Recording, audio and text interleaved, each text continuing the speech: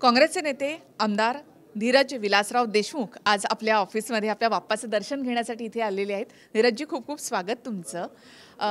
बाप्पाकडे नेमकं काय मागितलं, कोणता आशीर्वाद मागितला आज? नाही, महाराष्ट्रासाठी महाराष्ट्राचे समृद्ध दिवस यावेत, महाराष्ट्राच्या लोकांचे सगळे प्रश्न अडचणी दूर व्हाव्यात, ह्याच बाप्पाच्या ज्या मागणी आम्ही बाप्पाकडे नेहमी करतो। त्याच्यापेक्षा जास्त काय मागायचं बाप्पाकडे? आई बाबा होण्याचे स्वप्न अजून पूर्ण झाले नाहीत का? आई बाबा होण्याचे तुमचे स्वप्न पूर्ण करा अपोलो फर्टिलिटीद्वारे। मोफत सल्ल्यांसाठी कॉल करा 9953420359। आता खूप राजकारणामध्ये तुम्ही खूप ॲक्टिव्ह झालात, म्हणजे लोकसभेत आम्ही तुम्हाला पाहिलं की तुम्ही संपूर्ण जिल्हा पिंजून काढलात आणि तुम्ही जागाही तिकडून निवडून आणलेली आहे। आत्ता जर सर्वे पाहिले, 2 सर्वे आलेले आहेत, एक लोकपॉलचा सर्वे आहे, दुसरा आहे तो म्हणजे भाजपचा अंतर्गत सर्वे आहे, काँग्रेसचाही कदाचित अंतर्गत सर्वे असेल।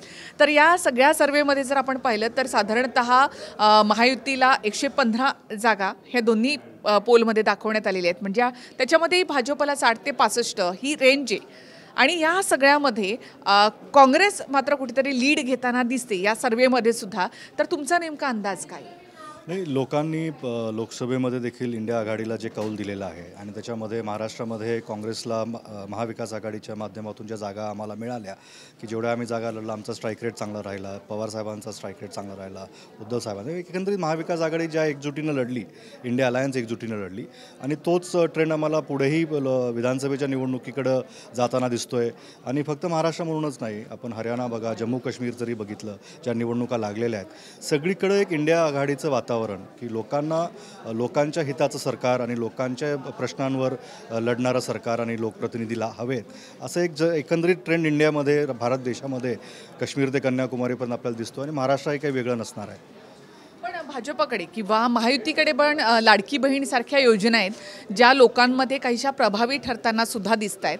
तर मग तुमच्याकडे असे कोणते मुद्दे असतील त्याला काउंटर करण्यासाठी? नाही, प्रत्येक सरकार आपल्या पद्धतीनं आपल्या योजना आणण्याचा प्रयत्न करतं, लोकांना त्या योजनांचा लाभ देण्याचा प्रयत्न करतं, पण खऱ्या अर्थानं जमिनी मुद्दे जे आहेत की बेरोजगारी महाराष्ट्रामधली जी आहे, महागाई म्हणा, शेतीमालाला अजूनही भाव नाही आहे। आज आमच्याकडे लातूरमध्ये सोयाबीन मोठ्या प्रमाणात घेतलं जातं, आपण नेहमी बघतो की 6000 तरी किमान हमीभाव असावा आणि सगळेच संघटना असतील, सगळे लोक असतील आणि शेतकऱ्यांचे जे इनपुट खर्च आहेत, 3500च्या वर सोयाबीन विकला जात नाही, पेपर फुटीचा विषय असेल, अनेक अशा गोष्टीमध्ये झाल्या की महाराष्ट्राची जनता, तरुण असतील, वृद्ध असतील, शेतकरी असेल, महिला असतील, महिला सुरक्षतेचे विषय असतील, ह्या सगळ्याच मुद्द्यांवर सरकारला आम्ही जेव्हा प्रश्न विचारतो, सरकारच्यावर निरुत्तर आहे आणि प्रत्येक वेळेस सरकार फक्त उत्तरामध्ये एखादी योजना आणण्याचा प्रयत्न करतं, पण त्याच्यानंतर लोकांना योजना नाही पाहिजे, लोकांना खऱ्या अर्थानं आपल्या अडचणी दूर झाल्या पाहिजेत, स्वतःची राहणीमान वाढली पाहिजे आणि खरे त्यांचे जे प्रश्न आहेत त्याच्यावर सरकार निरुत्तर आहे।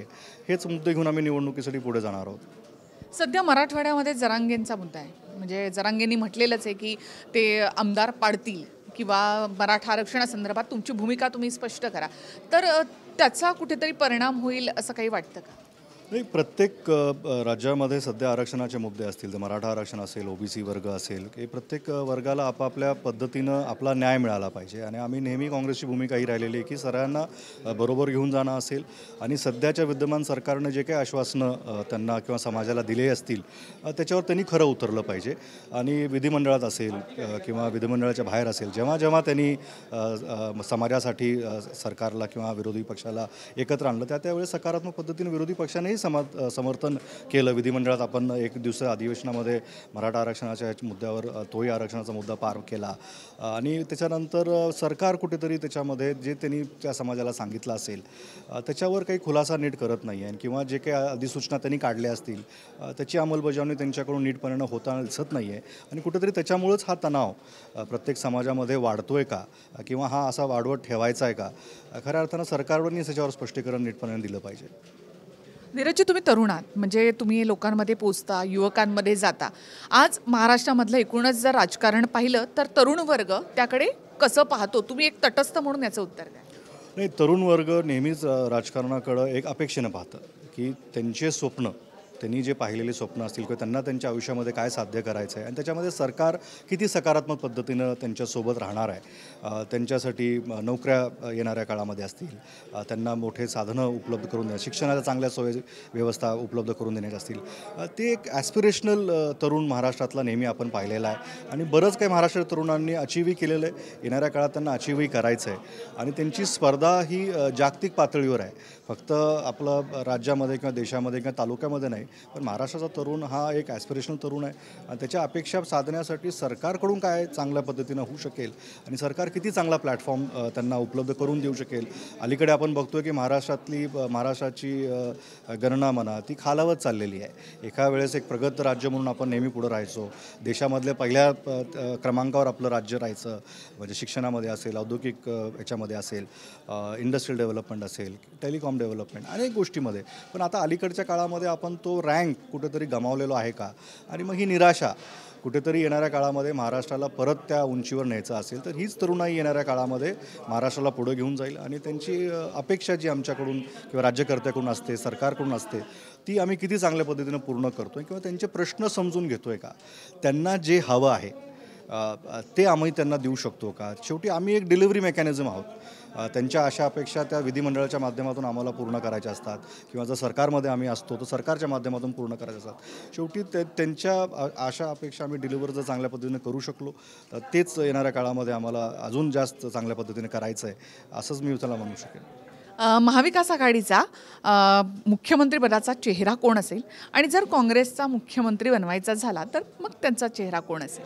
नाही, शेवटी महाविकास आघाडी ज्या मुद्द्यांवर लढते आणि ज्यांच्यासाठी लढते, मी परवाही आमच्या लातूरच्या एका मेळाव्यामध्ये सांगितलं की खऱ्या अर्थानं महाविकास आघाडीचा हा चेहरा महाराष्ट्राचा सामान्य शेतकरी, महिला, तरुण हे सगळे आहेत की ह्यांच्यासाठी आम्हाला काम करायचं आहे आणि त्या पक्षाचे जे काही संख्याबळ असेल किंवा जे काही ठरेल ते आपलं वरिष्ठ नेतृत्व प्रत्येक पक्षामध्ये जे आहे ते एकत्र बसतील आणि महाराष्ट्राला एक चांगला पर्याय, सक्षम पर्याय देतील आणि सगळे मिळून त्या मंत्रिमंडळामध्ये जे काम करतील, त्या मुख्यमंत्र्यांच्या निदर्शनाखाली काम करतील आणि खऱ्या अर्थानं हे प्रश्न घेऊन जे पुढं चांगल्या पद्धतीने जातील आणि त्यांच्या चेहरा म्हणजे तो आम्हाला आता जो त्रासलेला चेहरा आहे शेतकऱ्यांचा, तरुणांचा, महिलांचा, त्याच्यावर कुठेतरी आम्हाला एक हास्य आम्हाला पाहायचं आहे आणि ते महाविकास आघाडीचं लक्ष राहील आणि त्या चेहऱ्यावर ते आनंदाचे दिवस परत येतील ह्यासाठी आम्ही सगळे काम करतो आहे. वेगवेगळे सर्वे तर आम्ही दाखवतो. तुम्हाला काय वाटतं महाविकास आघाडीमध्ये काँग्रेसला किती जागा मिळतील किंवा एकूणच महाविकास आघाडीला किती जागा मिळू शकतील? नाही, ज्या पद्धतीनं प्रत्येक सर्वेमध्ये जो फीडबॅक येतो आणि ज्या पद्धतीने लोकसभेचे निकाल आले, आम्हाला तर आश्वासन आहे आणि पवारसाहेबांनी स्वतःच सांगितलं आहे आणि जर पवारसाहेबांनी एखादा आकडा फेकला असेल तर तो आकडा निश्चित गाठण्यामध्ये आम्हाला महाविकास आघाडीला यश आहे. आणि बहुतेक त्यांनी 225 असा काहीतरी आकडा सांगितला होता आणि पवारसाहेब जे सांगतात ते नक्कीच ते करून दाखवत असतात. त्यामुळे आम्ही त्याच आकड्यावर सगळेजण काम करतो आहे. खूप खूप धन्यवाद तुम्ही आमच्याशी बोललात त्याबद्दल.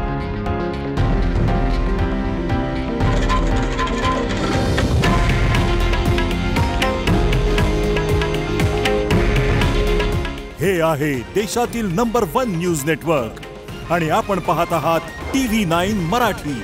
काळजी तुमची, हित महाराष्ट्राचं.